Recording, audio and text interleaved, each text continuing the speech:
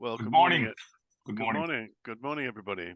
And welcome to the Mediators New Breakfast Club, our May edition. And my name is Michael Cover, and Dave Owen and I are sort of self-appointed moderators of the Mediators New Breakfast Club. In a moment, I'm going to introduce our wonderful guest, Hetty Jackson-Stopps from IPOS Mediation. At the end, we will bring in the eight new business, we call them, people attending for the first time, and ask them just to introduce themselves.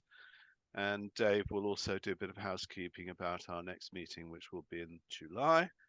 So it's my pleasure to introduce Hetty, who's a lawyer by background, previously at A&O and also in the Government Legal Service. And she's currently on the board of the Civil Mediation Council and also involved in London International Disputes Week. So welcome, Hetty. The session is designed to be interactive, so please use the sidebar and the chat facility, or put your hands up, and Martin, who's top left, probably will bring you in. And so, Hetty, you're very welcome, and over to you. Oh, well, thank you, Michael. Thank you for inviting me to speak, and lovely to see some familiar faces this morning. I thought Michael's given you a brief introduction to my background. I mean, the topic for this morning is mediation in 2024. Where are we and where we are going? And so I thought I'd spend 15-20 minutes or so exploring that. But I welcome, as Michael said, questions and interruptions. So please do ask as I go along.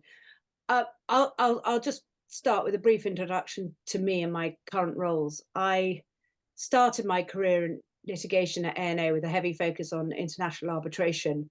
That sparked an interest in public international law, and I left A&O to go to King's to do an LLM in public international law, with an ambition at the time to become a Foreign Office lawyer, but found myself working in immigration litigation for the GLD, which was fascinating and full on and challenging. In 2016, I left the Government Legal Department to run IPOS Mediation and practice as a full-time mediator. For those of you who don't know IPOS, we are a chambers of 32 civil and commercial mediators. I have the privilege of working alongside many of the most experienced mediators in the UK and globally. We've mediated about 20,000 disputes between us over next year is our 30-year anniversary.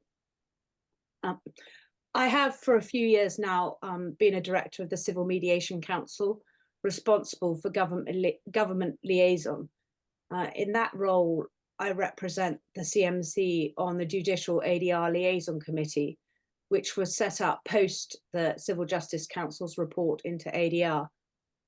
It's an incredibly useful forum for sharing for the sharing of ideas, informations, and initiatives, chaired by Lady Justice Sarah Asplin, who is the judge responsible for ADR. It includes members of the judiciary from the divisional courts, tribunals, ombudsmen, and representatives from the Bar Council, SILEX, the Law Society, and other mediation providers and dispute resolution providers. I am also, for this year, as Michael mentioned, and next year, co-chair of London International Disputes Week, LIDW. This is a gathering of domestic and international disputes lawyers. Now in its 5th year, we aim to be the Davos of disputes weeks.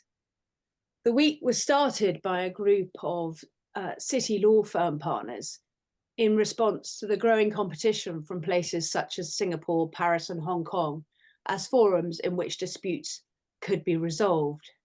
In my opinion, they played a strong card in making this a disputes week rather than, as so many others are, an arbitration week.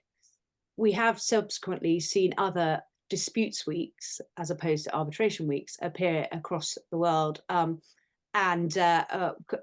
Imitation is obviously the highest form of flattery, and the Lahore International Disputes Week has even taken our acronyms. The event takes place this year from the 3rd to the 7th of June. Monday features an arbitration day, Tuesday a main conference at the QE2 Centre, and Wednesday to Friday we are currently standing at about 150 member-hosted events on a huge variety of topics. those member-hosted events are all free to whoever wants to register. And I really encourage you to attend. You might wonder why, as a mediator, I am co-chairing this week, which really is a group of lawyers and arbitrators, big law firms, small law firms, boutique dispute firms, and the arbitration community. I got involved because I questioned where mediation featured in this Disputes Week, and was, like many of these things, soon roped into the organising committee. I feel very strongly that as commercial mediators, we need to be seen to sit alongside solicitors, barristers, and arbitrators as dispute resolvers, not as an add-on service, such as the expert witness or forensic accountancy services. And so that's why I got involved. I thought I'd take some time this morning to look at mediation, where we are and where we are going, in 3 sections, beginning with the macro global picture, then the domestic, and finally the challenges and opportunities. Firstly, the global picture. Around the world, from Ontario to South Africa, Cayman Islands to the US, India to Australia, court systems are struggling with increased caseload and the costs of dispute resolution to the parties.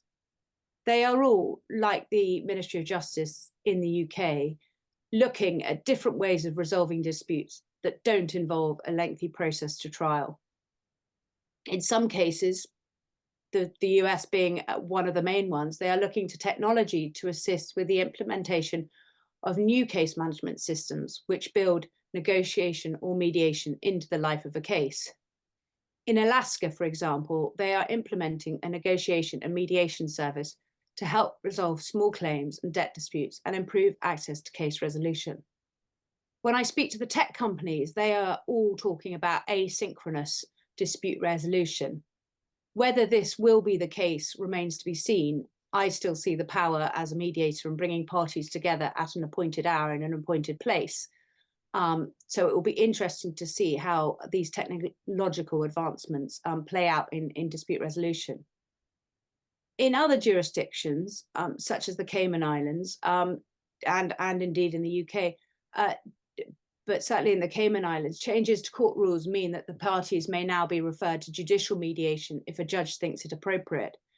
In the Cayman Islands, this is exactly what happened with the introduction of a judicial mediation practice direction. The hope there is that the threat of a judge mediating a case will drive cases to third-party mediators like all of us. However, there does continue to be a trend towards a broader role for judges in the settlement of litigation, either through judicial mediation, early neutral evaluation, dispute resolution hearings, or pre-trial case management. The Council of Europe has said that it has been acknowledged that judges play a crucial role in fostering a culture of amicable dispute resolution. They should be given information, arrange information sessions on mediation, and where applicable, invite the parties to use mediation and/or refer cases to mediation. It is essential, therefore, that they have a full knowledge and understanding of the process and benefits of mediation. What does this mean for us as mediators? I believe it means that the culture of dispute resolution is changing. Parties will be increasingly exposed to dispute resolution, which doesn't mean a determinative trial at the end of a lengthy process. Technology will make it easier for parties to access resolution of their dispute. When I first drafted this, I wrote that technology would make it easier for parties to access justice. However, I corrected myself, because I don't believe that what the majority of parties who are in dispute want is justice, but instead they need a resolution of their issue. Yes, at the start, they want justice, but once they have realized that justice costs time, money, and includes a large dose of stress with an uncertain outcome at the end, it is often that they just want out, a resolution. And that is what us as mediators can provide. However, technology and a better access to resolution does not necessarily always mean mediation. There is a risk, perhaps, that the mediation that parties encounter through a court process, whether by a judge or technology, does not reflect the mediation that many of us are trained in. So I think we need to ensure that we are being specific about certain types of mediation. We need to ensure that a 1 hour court mandated telephone mediation is distinguished from a day-long commercial mediation in users' minds. Both serve their purpose, but I think there needs to be more nuance when we speak of mediation. It is, for example, like the identifiable difference in this jurisdiction between civil mediation and family mediation. Similar names, all involving the intervention of a third party neutral, but quite different processes.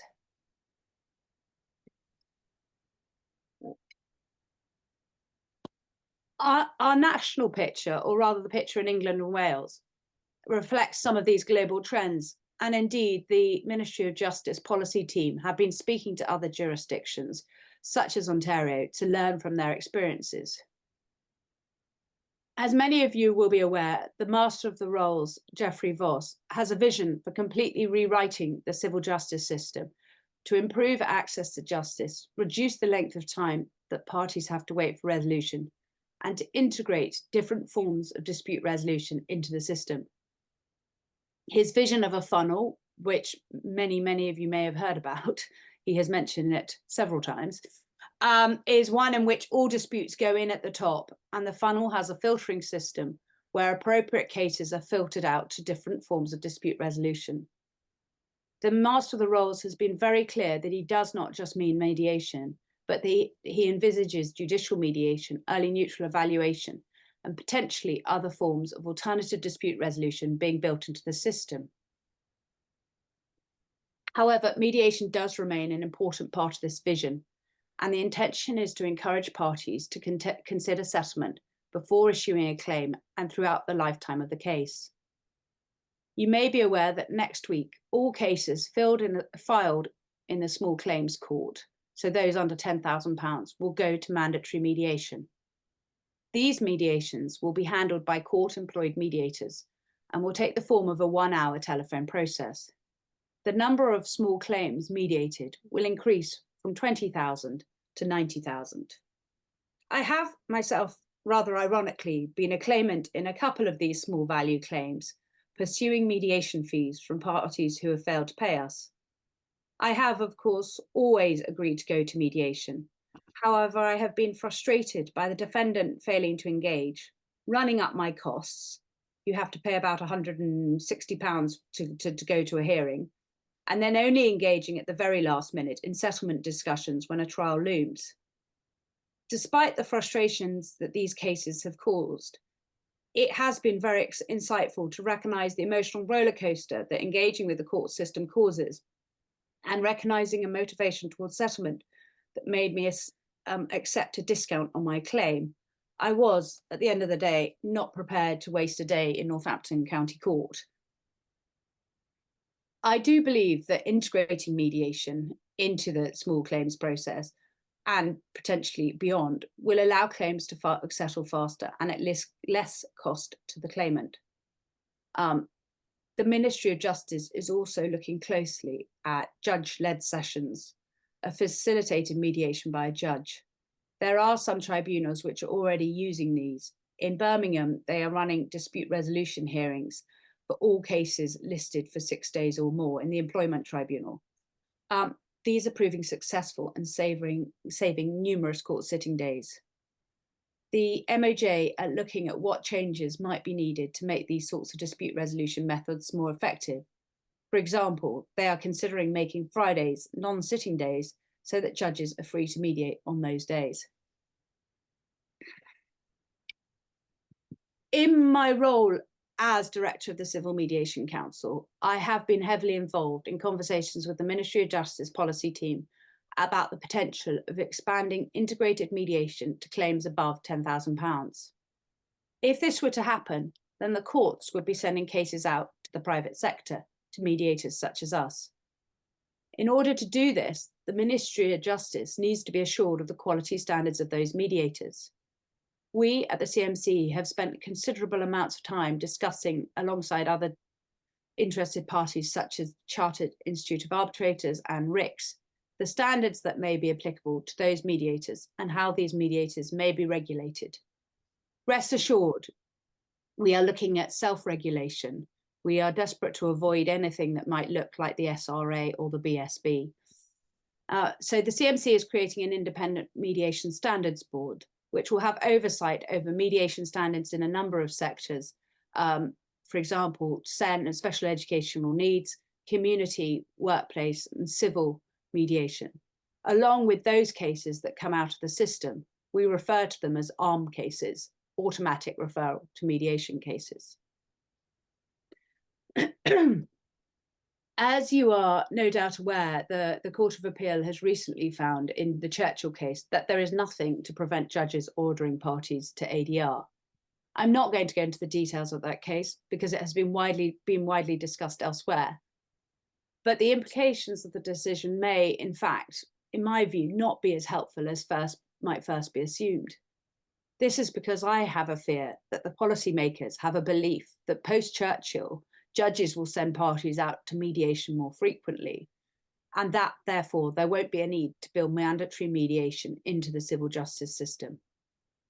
Further, it is my view that increases in cases will not necessarily be forthcoming.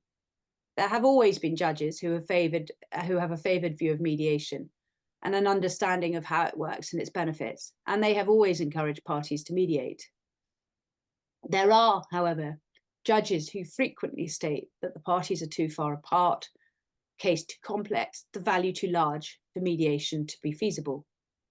For those of us who frequently mediate large commercial cases, we know that this is simply not true. There is also the difficulty of those judges who are willing to order parties to mediate to know where to send the parties to find a mediator. We at the CMC are working on ensuring that the judiciary knows in which direction to point parties when they need to find a suitably qualified and accredited mediator. The good news is, though, that the Civil Procedure Rules Committee has launched a consultation on changes to the Civil Procedure Rules to take account of the Churchill decision. This consultation is currently live, and the CMC, along with CEDA and CEARB, will be responding to it. I encourage you all to read the consultation document. It really is short, and let us know if you have any thoughts on it. The proposed changes to the civil procedural rules are welcomed, although I think there are a couple of issues which need to be considered. Firstly, the term ADR. The current draft of the rules or proposed amendments refers to ADR, but given that both the Master of the Rolls and the policy leads at the Ministry of Justice have both indicated that we should no longer be referring to alternative dispute resolution, it seems backwards to include this term in new amendments. Of course, the difficulty lies in coming up with a widely accepted alternative name. I have advocated for the acronym NCDR, non-court-based dispute resolution. This would helpfully incorporate all forms of dispute resolution that do not result in a trial, mediation, of course, being one of them. The other issue that I'd like to see changes on is the issue of costs. As you probably know, an unreasonable refusal to mediate can result in a cost sanction at the end of the trial. However, often the trial comes many months, if not years, after a party has refused to mediate. It is, in my view, very difficult for a judge to decide whether at the point that the decision not to mediate was made, whether that decision was reasonable, because often subsequent events are used to try to explain or mitigate that decision. I'd believe that judges should be more proactive on costs, take a more proactive approach on costs, making cost decisions during the course of a case, and thereby being closer to understanding the reasons why a refusal to mediate was made at that point, and therefore whether it was reasonable or not. I'm hoping that this suggestion will likely be included in the CMC's response to the consultation. A final point on the consultation is whether the proposed changes go far enough. Perhaps it is time to set out in the CPR a timeframe for parties to appoint a mediator, say 14 days, and if the parties are unable to agree a mediator, an application should be made to the court under Part 23. Furthermore, it might be worth taking inspiration from the AC TAPS code, which in the case of contentious trust, wills and probate disputes, states that the parties should seek to conclude a mediation within 40 days of the appointment of the mediator. And we would advocate that perhaps such a time frame should be included in the new rules.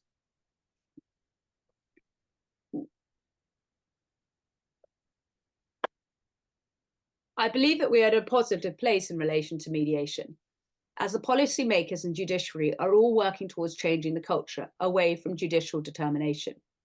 In their words, they want parties to spend less time and money and be more satisfied with the dispute resolution process. It is, after years of knocking at the door, hugely encouraging that the CMC now has a seat at the table during policy discussions and that they are reaching out to us to inform policy. As many of you will know, the Civil Mediation Council is currently in the process of applying for a royal charter from the Privy Council. I believe that if the CMC gains this charter, this will be a big step forwards in mediation, finally gaining the recognition of a full-time profession, and will give the public the reassurance that such a kite mark brings.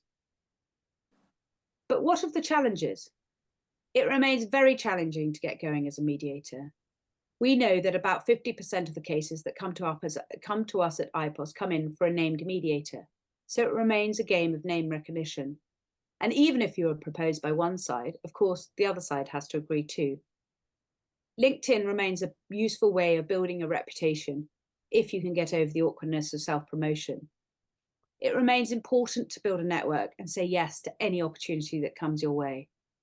I think that community mediation schemes are really important for building experience. If you can mediate those cases, you will be able to mediate anything. Arbitration in the arbitration community remains a hard nut to crack. Having practiced in international arbitration, I understand the market, and you may call me cynical, but without the threat of cost sanctions, I cannot see how parties will get to mediation. I'm sure Michael might challenge me on this, but it is simply, in my view, not in the interest of the tribunal to cut short their sitting time by urging parties to settle. I think that we need to encourage the institutions, the arbitral institutions, to put greater emphasis on or pressure on the tribunals to include conversations about settlement in the procedure rules. If you're looking to build your career, I urge you to get out there and get networking. At the opening drinks at LIDW last year, I was the only one out of 500 attendees who had mediator as their profession. I am the only person on the strategy group who is not from a law firm, barrister chambers, or legal service sector. I believe that as mediators, we need to be going to conferences, speaking on panels, and mixing with other dispute resolution professionals to build our profession. If you'd like to get involved with LIDW, do let me know. But we also need to be speaking to corporates, educating them in dispute resolution, and encouraging them to include mediation clauses in their contractual documents. I believe that there will be a growth in opportunities for mediators. I am launching shortly, I hope, an online dispute resolution platform, which will utilise the skills of mediators to mediate disputes online from the comfort of their homes at times convenient to them.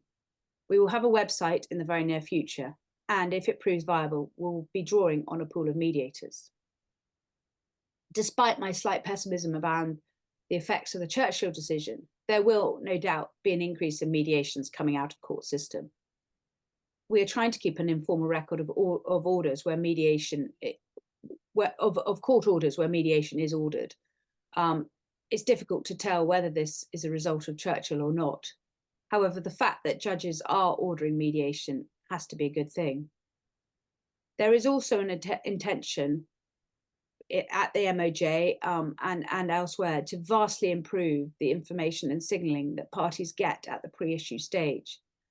This will probably take some time as the journey towards a digital justice system slowly progresses.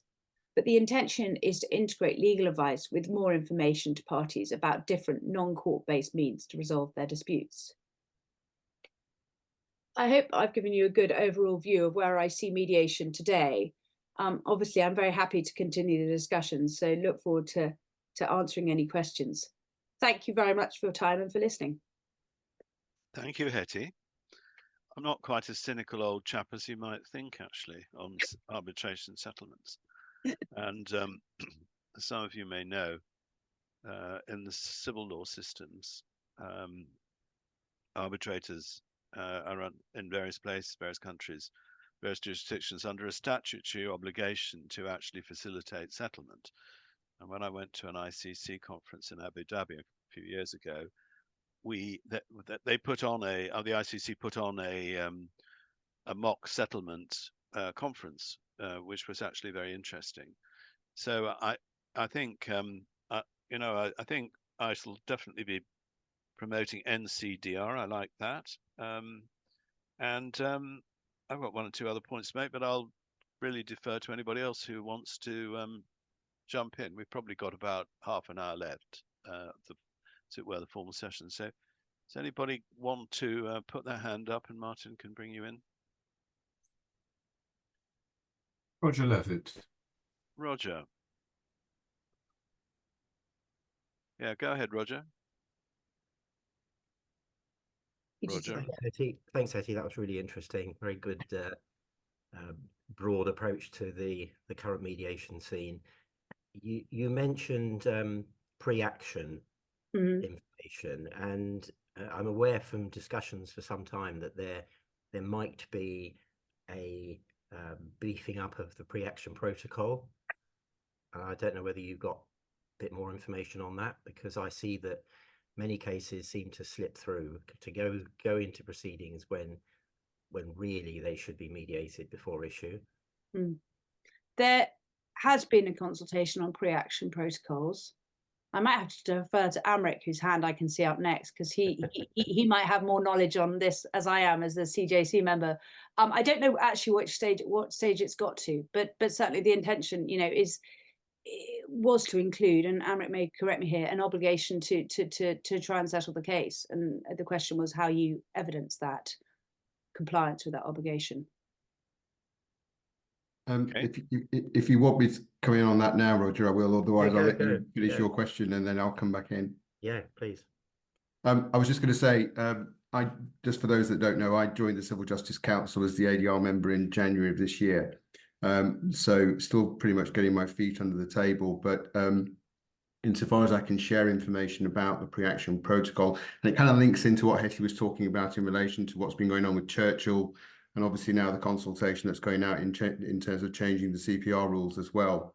But last year, I think about August of last year, the CJC produced its interim report in relation to pre-action protocols in the generality of what pre-action protocols are designed to do. And there's currently a follow-on piece of work, which is kind of stage 2, which is looking at specific pre-action protocols for different types of work. And the interesting thing is that the original report was issued before Churchill was decided. So one of, I think, the issues that I'm going to be taking back through to the CJC, but it's already been looked at anyway, is the extent to which any adjustments need to be made either to the interim report or the final report as a result of Churchill. But Roger, your point about pre-action protocol and pre-action activity, I think is crucial. And it comes back to Hetty's point about, and I'm not as negative as you are, Hetty, about the impact of Churchill, because I think what it will also do is change the mindset of the way lawyers and party representatives approach mediation pre-action, because they know the potential now for judges to be asking searching questions at the first CCMC as well. But I agree with you, it needs the judiciary to embrace what the Master of the Rolls and his colleagues decided in that case last year. So I think what we are seeing right now, and I think the work that is ongoing in relation to the pre-action protocols is part of this, is I think a momentum that is now pretty much unstoppable. But I hesitate to use the phrase, but alternative dispute resolution, let's use that for now, because that's the current phraseology that's out there, is becoming embedded in the way disputes are managed, certainly pre-action and early. So I think it's a real opportunity. But Roger, your point about pre-action protocols, It is something that the CJC is actively working on at the moment. So I guess the point there is watch this space. Yeah. But I think there will be a link. It will obviously link in because it needs to. I mean, there needs to be a huge improvement in the education of parties, and this is all part of the work that's going on in both the sort of technology bit of the MOJ with, and the policy bit is the journey that an individual takes when they have a claim, and what is their first point, and where they then get their legal advice from. Because we have all mediated litigant in person disputes where it's difficult to do it if parties don't understand what their claim is and their rights are, and trying to integrate that all into one. So there is a huge piece to be done on education. The courts, the MOJ, they all know that, but I think that's all going to be built into this progress towards a digital justice system. So I think that's going to be unfortunately, the slowest part of the process, because they've got to build it from the beginning. And there'll be, if your case is about a faulty workplace, you'll press a button and you'll go off in that direction. And if it's about, family proceedings, you'll press a button, you'll go off in that direction. That's the sort of vision, and that's where the idea of mediation will be built in, and other forms of dispute resolution will be built into the system. Yeah, well, thank you. I just one quick observation about judges. Retired judges seem to be piling into international arbitration, so perhaps when they see the benefit of all this, they might think about their post-retirement plans. So that might be quite an interesting piece of education for them. Okay, anybody else got their hand up? Who we got? Got Christine Scholes. Christine, are you there? Go ahead. You're muted. Oh, hello. Hello. Yes, hi, Christine. hello. Hi, and forgive me for not having my video on. I'm sort of in a public place, so better to keep it blank. Thank you very much, Hetty. I wanted to sort of add something in relation to educating organizations and the legal teams within those organizations. I've been sort of a little bit shocked quite recently when I've given two fairly informal presentations on mediation, one to a local council, the legal team there, and one to a commercial organisation. And I was quite taken aback with how little they knew about mediation, full stop. And I talked about Churchill, of course, and talked about introducing mediation at a very early stage, before the dispute becomes sort of bigger than Ben-Hur. And it was almost like I was talking about something new, a novel. And these were lawyers I was talking to, in-house lawyers, and I include sort of counsels as in-house lawyers.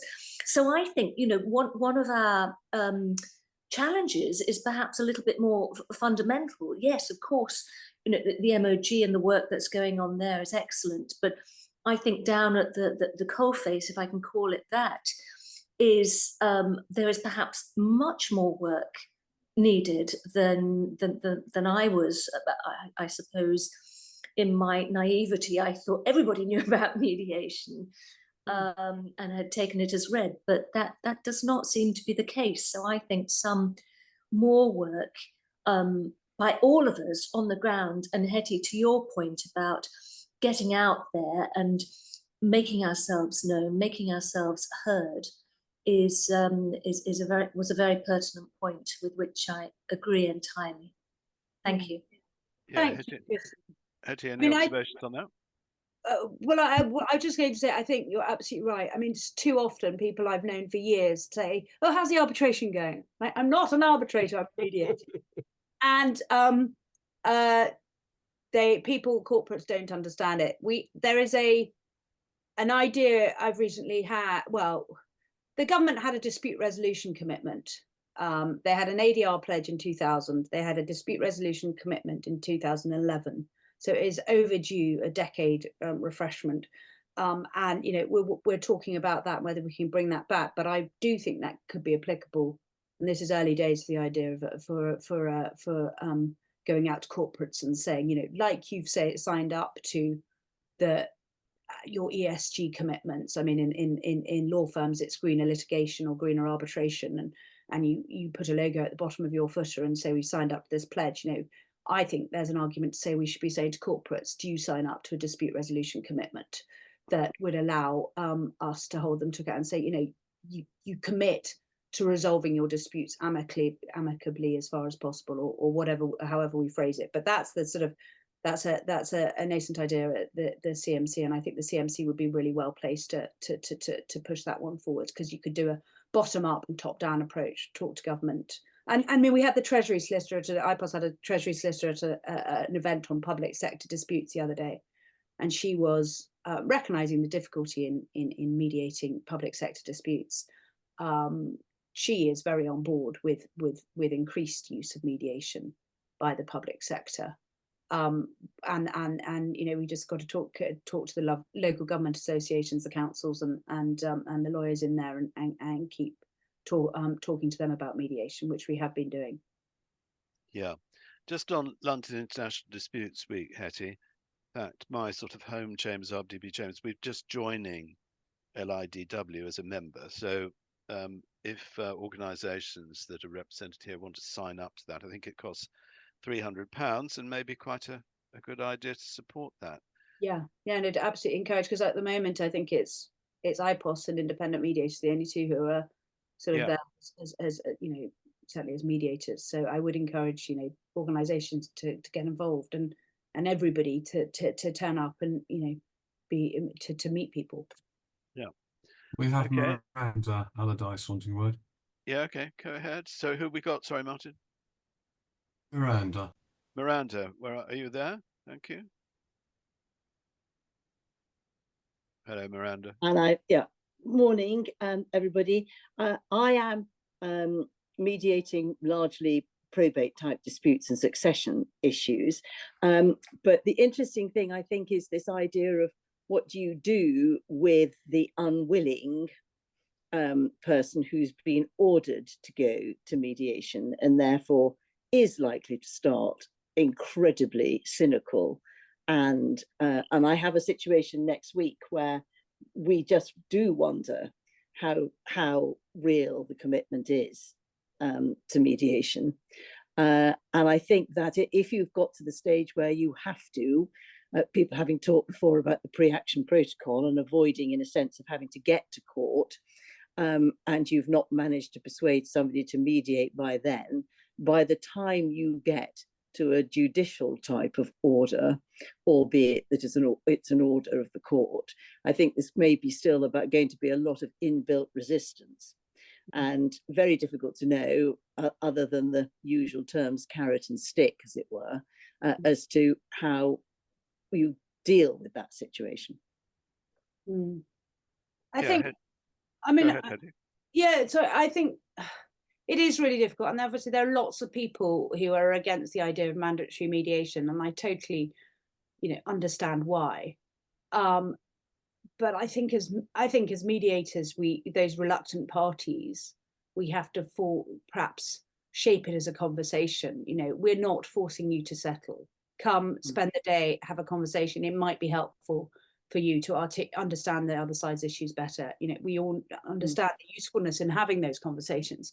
And I think that's probably the message we need to say to the reluctant parties. Yes, you don't want to be here, but actually it could be quite useful for you. Come with an open mind, have a conversation, and see where it leads. We've all been with parties who come in saying we won't settle, we're absolutely not going to settle, and by 4 o'clock in the afternoon there is movement. I think I think where there may be an issue is where parties have been forced or encouraged to mediate or pre-action, and then of course they're made to do it again later down the line, and the pre-action space is quite difficult, I think, because that's when parties are often at their most cross, if that's the way to describe it. That's where they're in the real heat of the dispute. Further down the line, they've realized the risks of litigation. They realize perhaps the holes in their case, their wallets are feeling significantly lighter, and the stress levels are significantly higher, and so there is more motivation perhaps at that stage to settle. So I think it's going to be quite difficult when a party turns around and says, I'm not mediating again, I've already done it pre-action and there's absolutely no point where that goes. And I think that's going to be a challenge. Thank you. Who's next? Michael Laycock. Oh, Michael, yes, go ahead. Morning, thanks. Actually, I tell you what, why don't you just in a sentence say what you do, put it in context. Michael, Family mediator in the Solent area. Oh, well, I'm looking, probably, I could look at you. I'm in the Isle of Wight. I could probably wave at you from. All right, we can wave here. It's easier. Yeah, go ahead. It's just following on from Hetty's reference to judicial mediation. I get a bit alarmed. It seems to me to be a bit of a contradiction. So the question really is, does anyone know what sort of training the judiciary have in mediation? I mean, 1 to 10 them perhaps away from a more directive approach, but also to have more confidence in the process of mediation. If they have that confidence and understanding, perhaps they might be better place to encourage parties to mediate. Yeah, Hetty, go ahead. There is training in place. Certainly at the Judicial College, when they train there. There is a question that the MOJ have asked us in a question about standards. They've also asked us about judicial training, and the remit of what they're asking the CMC and CRB and others seems to be getting wider and wider. But I think it's a question that needs to be asked, because if they are going to do more of this, then they need to know how to do it. We trained the IPOS went out to the Cayman Islands, which is why I focused on that. Because of this practice direction, they realised they needed to be trained in mediation, and so we went out there and trained their judges in being mediators.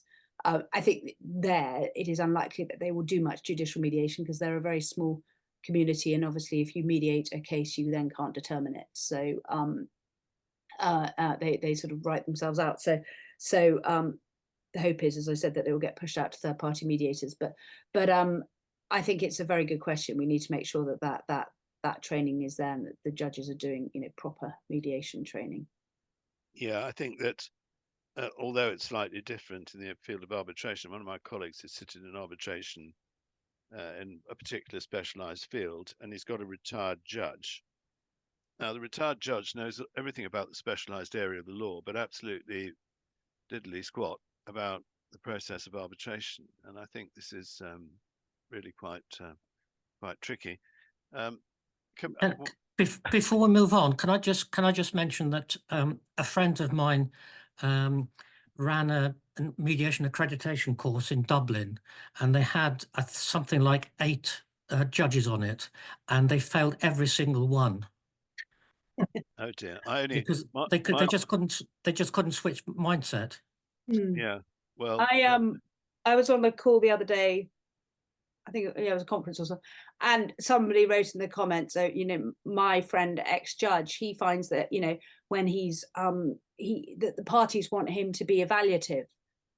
And I said, well, that he's been employed because he is an ex-judge to be evaluative. That's why they've employed him. It's not it's not that every party wants an evaluative mediator. It's the fact that they've looked at a judge and decided they need that approach. Can I also mention that the RICS now, the Royal Institution of Chartered Surveyors, only accredits evaluative mediators. Yeah. Could I just, Hetty, you and I have talked about dispute avoidance in the past, and I think that's maybe a subject for a future meeting. But if you look, yesterday Grant Shapps announced the procurement of maybe up to 6 new ships for the Royal Marines, and you think, well, what could possibly go wrong in the procurement? And the answer is probably quite a lot. So, sometime we might talk about dispute avoidance and adjudication boards and so on. But yeah, it's probably we could probably spend the rest of the day doing that. Okay. Derek Marshall has his hand up. Derek, yes, just introduce yourself if you would. Hi. Excuse me.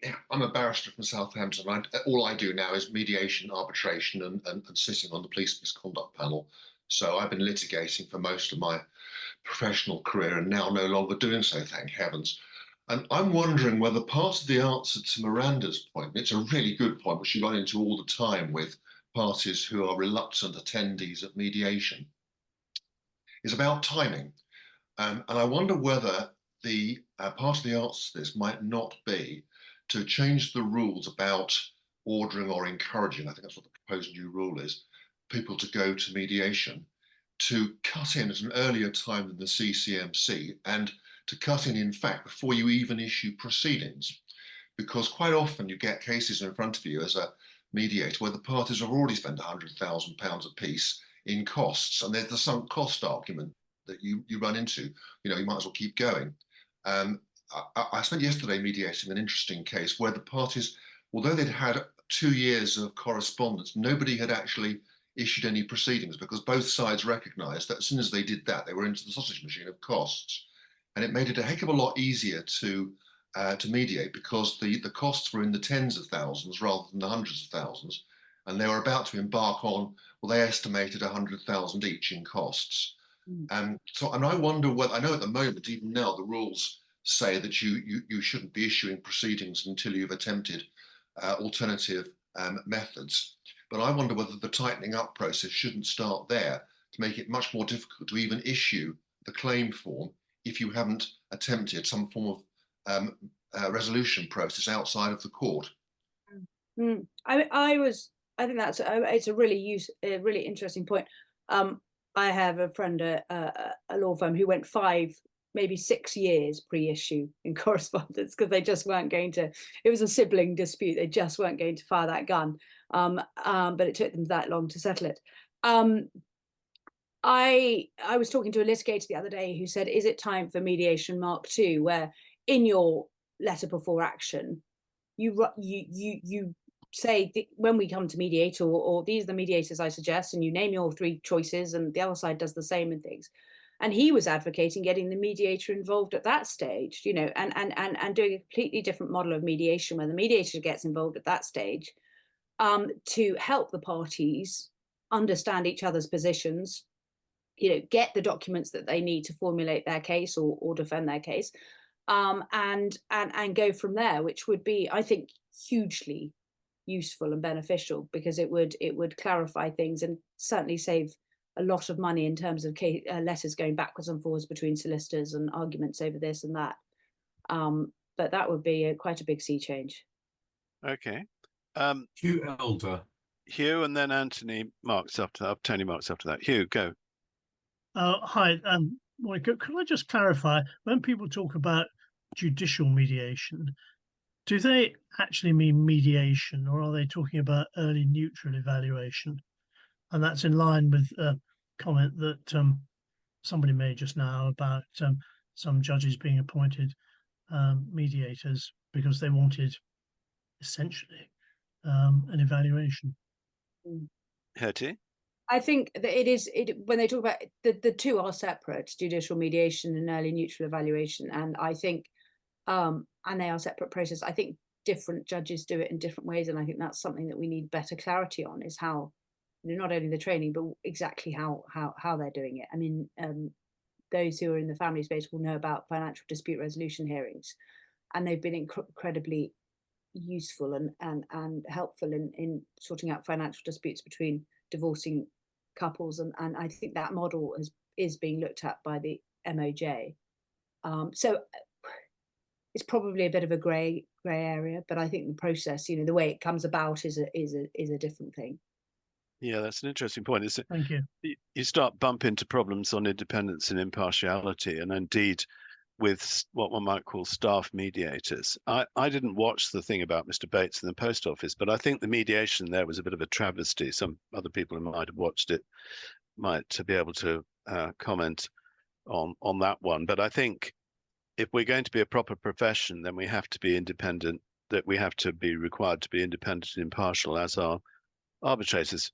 Tony Marks, just maybe introduce yourself. Here we go. Thank you, Michael. Yes, colleague of yours, mediator and arbitrator in the commercial field. Hetty, you mentioned recording county court orders mediation. I'm not sure what process you go down, but I recently had an arbitration where the county court judge not only ordered mediation, but gave a complete order for the directions of mediation, right down to the place of mediation, which was to be two places, a farm and a private house. And also all the directions for statements and so on. So I just wondered whether others have experience of county courts making such orders, which seem to me quite unusual. That's the type of judge we like, isn't it? Yes. It gives the parties no wriggle room, because one of the conversations I've had with the MOJ about, ordering parties to go is that obviously there's an issue, particularly in the lower value and unrepresented parties. You say to parties, go and find, go and mediate, and they'll then spend ages arguing over who the mediator should be and wasting more time and costs of the argument. So I think we need more of those. I have seen some relatively specific, court or go away and mediate, choose your each party suggest 3 names.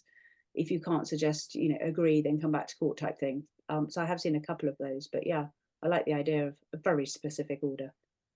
Yeah, sorry, Michael, I've certainly had a case where the judge had told the parties or ordered the parties to come up with 5 names each, and that if they couldn't agree on one of those within 14 days or 28 days, whatever it was, then the judge would decide who that mediator would be. Yeah, Dave, also you made a comment in the sidebar about project mediation in construction contracts, which sort of leads us into dispute avoidance and adjudication boards, which might be a topic for another day, but I forget what it's called, but in public works contracts, actually, beyond not a very high amount in Ireland, then you're required to have one of such people. So whoever Radanks Limited, I was going to bring it in, and then maybe you, Roger. Yes, this is Dr. Raj from Radanks, and it's lovely to hear you all, and good morning to everyone. I was just hearing about this judiciary also, judges should be qualified mediator while doing the mediation, and it is compulsory to be to them, any lawyer or judge, when they are doing the mediation, they should well qualified for that. Since I am one of the committee member for the Indian Parliament also, when I amended the bill for the mediation bill, and there also my basic point was this: there's all the judges or senior lawyers cannot do the mediation only because they are in the profession of legal services. And the second point, just now for the NHS also, few mediation came to me where the parties, they have given the name on their own choice, but the NHS was rigid to go for their own panelists, those who are on their panel mediation. So I feel like that when we are there for the mediation and any parties they are choosing us, we should get this opportunity to go for that mediation. Okay, sorry, go on, Hetty.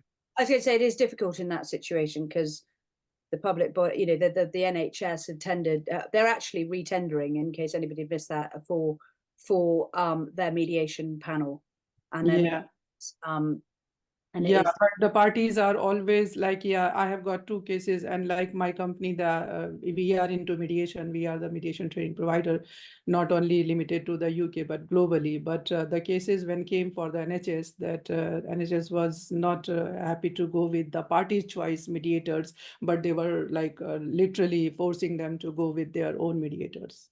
Okay, Roger, you've been waiting patiently, and then maybe we'll take one more after that, and then we'll close the formal session. Roger, go ahead. Okay, thank you.